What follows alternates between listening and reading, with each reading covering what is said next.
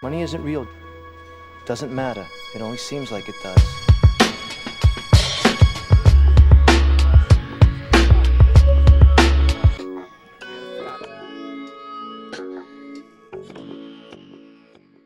All right, guys, welcome back. This is a special edition of the Ruckus. We're calling it the Ruckus Unfiltered. And on today's episode, we have a man who is out of Boston now, literally quite out of Boston. He's now in between Seattle and pretty much everywhere in the world. And this is MilkTatz. And yes, I'm going by his Instagram name because why not? MilkTatz. Just call me Milk. You dropped the Y in second grade, right? You called me Milky the other day. Yeah, by accident. And then you looked at me and you're like, I dropped the Y when I was 12, bro. Yeah, bro. That's what the name first came. It was Milky at first. Scott still calls you Milky, you know that. Yeah, I know. I'll be talking to him, but he don't. You don't listen? No. So if you were wondering why Milk is on this show and why he out here in Los Angeles right now is he is good friends with my cousin Scott. Been good friends with him for a while. Actually did, I think, almost all of Scott's tattoos. A lot of his tattoos, yeah. Yeah. And Milky is out here because, fuck it, why not? That's what I do. I travel around and do tattoos for people. A lot of my clients include like the NFL players, different teams. So that's always cool. It's always fun. My first time in Cali, 2 days, or was it? I get in yesterday? He got in yesterday. Yesterday morning, yeah. He's been so busy, it's feeling like already 2 days in, huh? Yeah, today was busy. Well, Milk, I want to know, like, you mentioned how you've done work for athletes so far. So, like, how did that all begin? I'm from Florida, and I was actually chilling with my homie. He was probably 4 years into tattooing. I've been tattooing for 10 years now. So I was just hanging out. We were just smoking, just hanging out, smoking weed, and I had a Twitter, but I never really used it. I just posted some work on there. I never really knew how to use Twitter, and I had like logged in one day, and I seen I had a message in my inbox. And then when I looked at it, it was this dude's name was Brandon Dedrick from the Patriots. And shout out Patriot Nation. Yeah. I'm a Dolphins fan. Go Dolphins. Let's see. He hit me up, asked me if I was in town, and I said no. And then I went out to Mass couple times and then eventually linked up with him and did some work for a couple people of his, and then he got some work, went back to the locker room, showed everybody, and that's just how it started 6 years ago. Now, players get traded. Yeah. Every year is a new class of rookies. It's like going to school like with a new pair of shoes. Like everybody's wondering where you got it. You know what I mean? And so it's been good. It's been good. Good 6 years. Good to travel a lot. Good to see different places, meet different people. It's pretty cool. And just to clarify, Milk is not only just a garden variety tattoo artist, nor is he just a Patriot player or an athlete tattoo artist. Yeah, I tattoo everybody. This man also, in particular... Everybody's money's good. This man, in particular, tatted the infamous Super Bowl champs.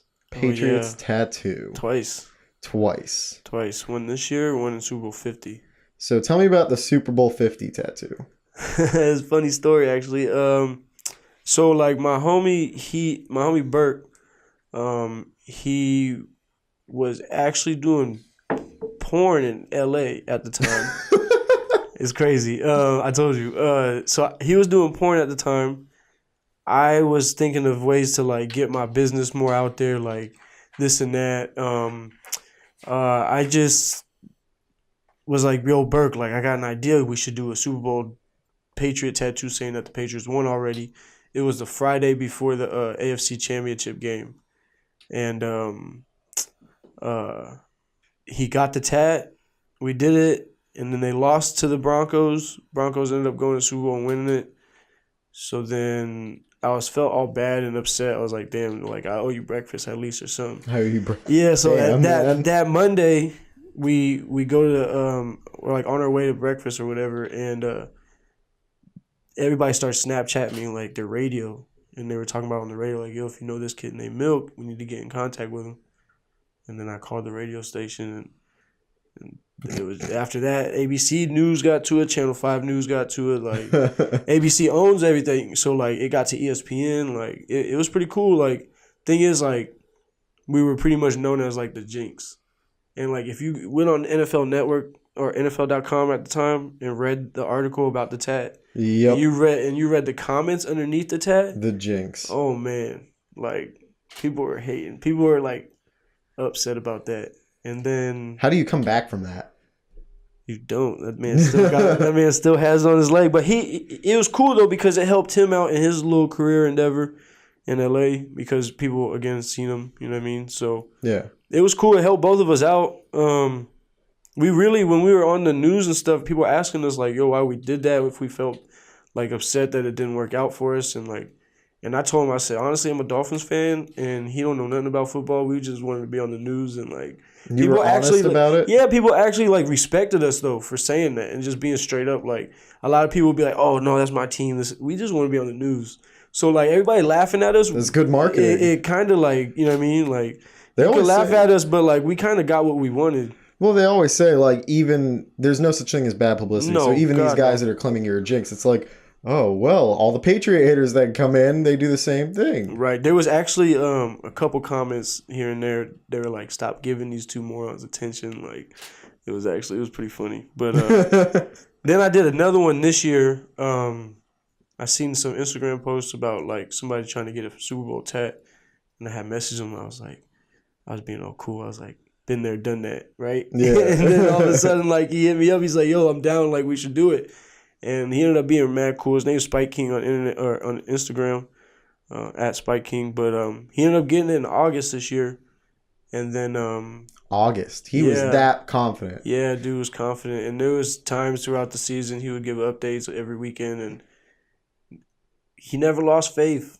That dude never lost faith. Like, you know those fans that'll be like, "Go Tom Brady, go Patriots" when they winning, and then be like, they're not bench real fans. Tom Brady when he's losing in week one for some odd reason.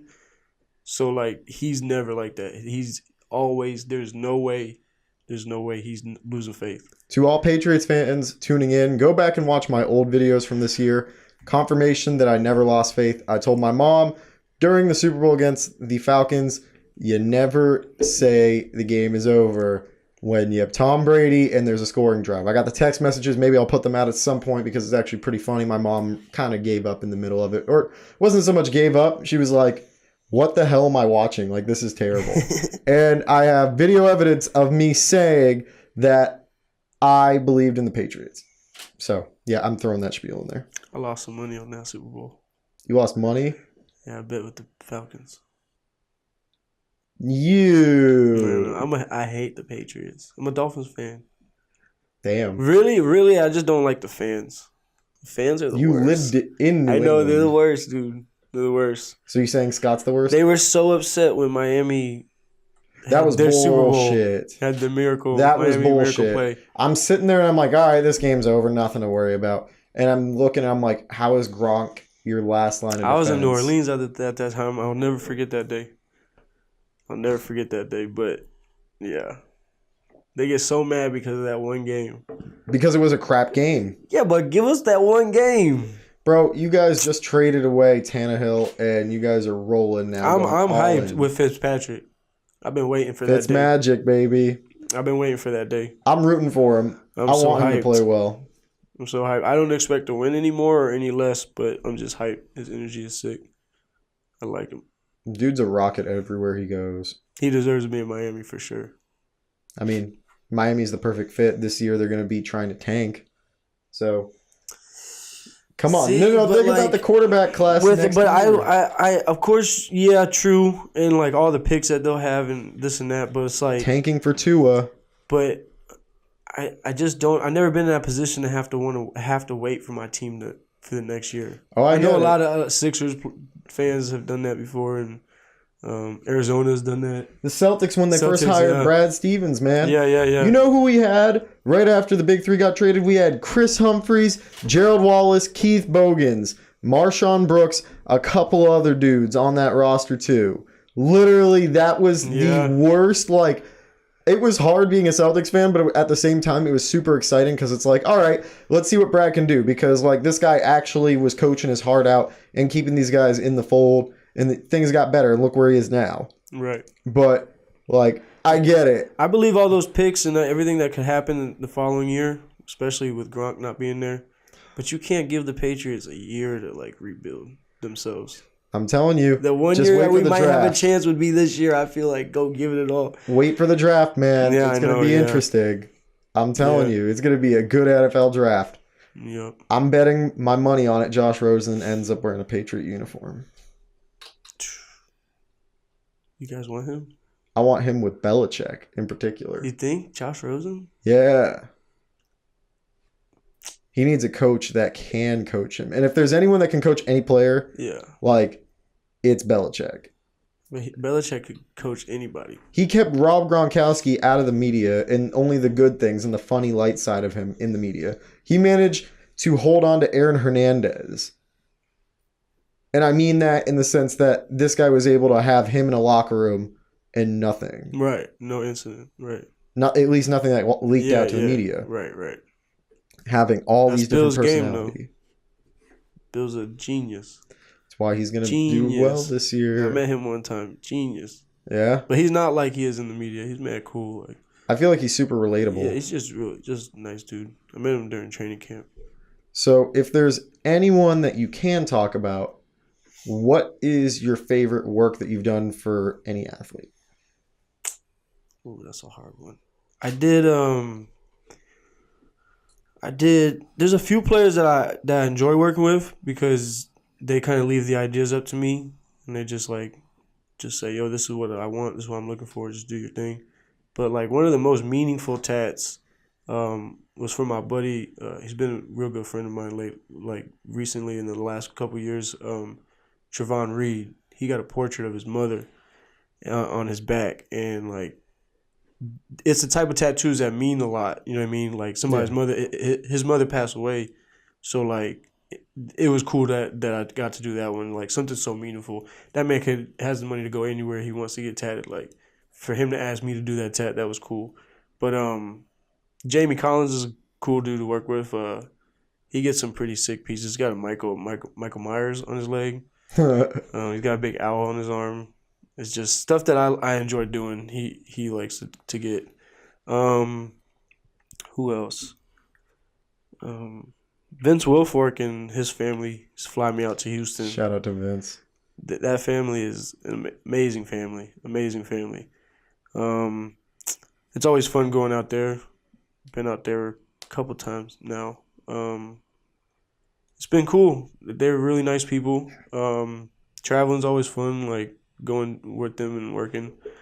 But yeah, I mean, not too many players are like you work with a lot of them, but like some of them are only get tatted once. You know what I mean? Then sometimes like people are in and out of jobs like crazy. Yeah, like crazy. Like especially in the NFL. That's what I'm saying. Like I tatted mad people in training camp, like during, like around that time, and all of a sudden, like a couple weeks later, you don't see him again. And damn, that's it. You know what I mean? So well, you mentioned getting to know Wilfork's family real well. Like, how does that develop? Like going from being just a tattoo artist to like considered a friend. Man, really, that's just the type of people they are. Like they could take somebody in the grocery line and like talk to him for a minute and like that person will leave there with like an amazing day. You know what I mean? Just because like they just have that aura about them. Like not really worried about too much, but like always on top of it, always making sure like she's taught me a lot. She's kind of like a couple times she like I don't like, I'm always nervous around her. She being Bianca Wilfork, his wife. She's real like she's gonna tell you like it is. You know what I mean? She's gonna tell you how like how it's cabbage, like that's just how it is. She's gonna tell you like what you're doing wrong, but she's telling you this to better yourself. You know what I mean? Yeah. Like, and she kind of plays that role with a lot of the teammates, like the second mom. You know what I mean? Just looking out for everybody. She's been real cool. But they're just good people, and like they see somebody like me just hustling, just trying to, you know what I mean, make it through this world and do it through tattoos, and I really believe that they see like something good in me. You know what I mean? Mm-hmm. I would hope so. So it's good. So that's just how it became, and then it would go from like tattoo work to like digital design work. You know what I mean? So and I've always just made sure I took care of them. You know what I mean? You take care of a bunch of people, and it'll come back tenfold for sure. People, listen up to what he just said. Say that again so the audience knows exactly what that is. I said, make sure you help out people, and I promise you that shit will come right back to you, like, no problem. And that's somebody that don't really believe in karma. Like, that shit just is supposed to, that's just how the world works. You're supposed to be a good person. Pay it forward.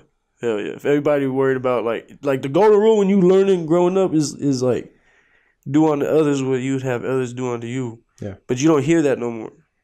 And it's a simple rule. Yeah. So that's how the Wilf works. Really, just treat everything. They just trust me. I wouldn't want to have no problems with that family. Like that family's like they're so nice, but I'm sure that you know what I mean. You get on their bad side. Yeah. Oh yeah. But they. That's what I'm saying. Like that's why they become so good friends. Like you can't as long as you treat everybody like that with respect. Good. So it's been fun. Ladies and gentlemen, we ended up going from sports talk, tattoos, to life lessons. Oh, it happens. It happens. That's what tattoos. That's why tattoos are so like everywhere. It brings a lot of people together. I never knew I would be working with the people that I've worked with. Like, it's just been cool, you know. So it just happens. Tattoos bring a lot of people, a lot of cultures, a lot of stories, a lot of backgrounds. Like. It transcends everything. It's a true art, you know what I mean? So it's like sports in a sense. It transcends everything, no matter what. So it's been good. Guys, I'm going to try my best to get this out tonight, which is Friday. And that's because anyone in the greater Los Angeles area who is interested in getting a tattoo done by yours truly, Milk. And no, I wasn't going to say Milky. Can reach out to me in the comments below.